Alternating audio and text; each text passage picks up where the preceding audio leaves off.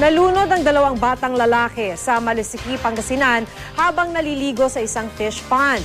Hindi na iligtas ang dalawa dahil mga bata rin ang kasama nila nang mangyari ang insidente. Makibalita tayo kay Roland Umangay ng GMA Dagupan. Sa lugar malapit sa isang fish pond sa barangay Gilig, Malisiki, Pangasinan, nagkaayaang maligo sa ulan ang dalawang batang magkaibigan.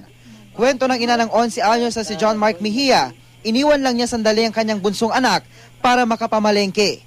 Makalipas ang isang oras, nabalitaan na lang daw niyang nalunod sa fish pond ang anak at 8 anyos nitong kaibigan si Carlo Penolyar. Hindi ko na naabutan yung anak ko.